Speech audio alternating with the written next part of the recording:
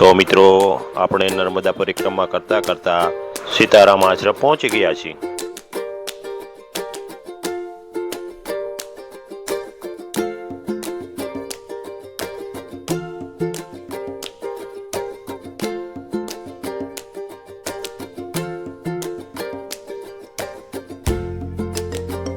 તો મિત્રો આ આશ્રમ કાર્યધરવાળા સીતારામ બાપુનો આશ્રમ છે।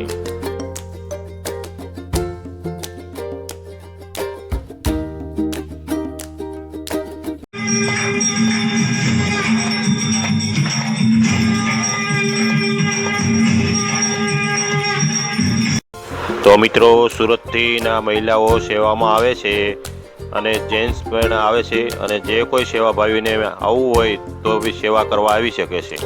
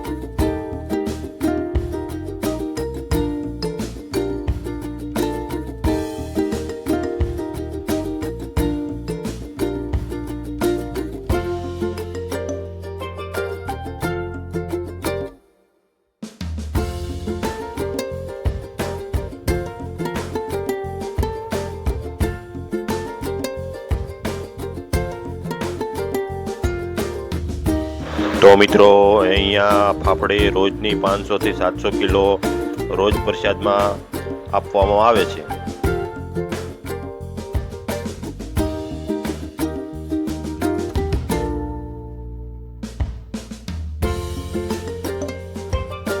કૃષ્ણ કનૈયા લાલ કી જય, રામચંદ્ર ભગવાન કી જય।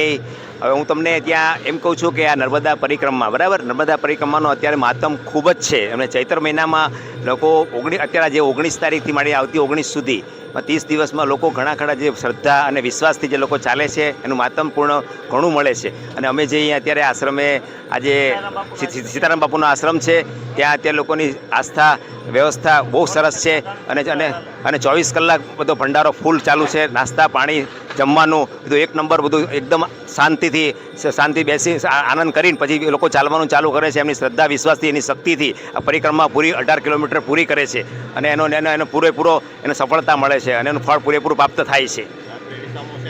રાત્રે વિસામો છે ને, રાત્રે વિસામો છે, લોકો આરામથી રહી શકે છે।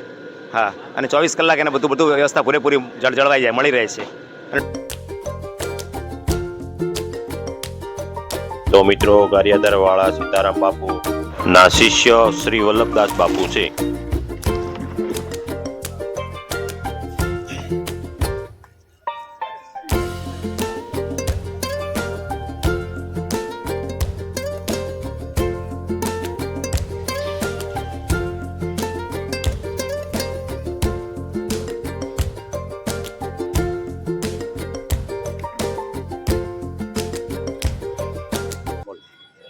નર્મદે હર આ સીતારામ આશ્રમ છે, ગારિયાધારવાળા સીતારામ બાપુ, માંગરોળ, રાજપીપળા, નર્મદાના કાંઠે। અહીંયા અમારે ચૈત્ર મહિનામાં આખો ચૈત્ર મહિનો સવારે નાસ્તો, બપોરે અને સાંજે પાકી રસોઈ જમવામાં આપી છે।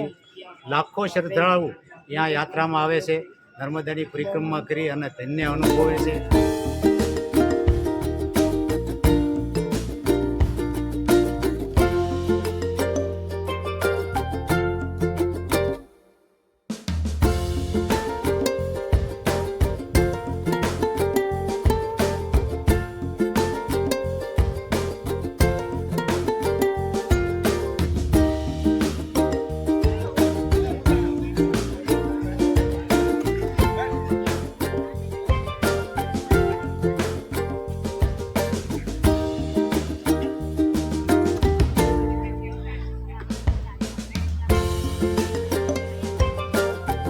મિત્રો આશ્રમથી પ્રસાદ લઈને નીકળ્યા છીએ ને રાત્રેની પરિક્રમા શરૂ કરી છે.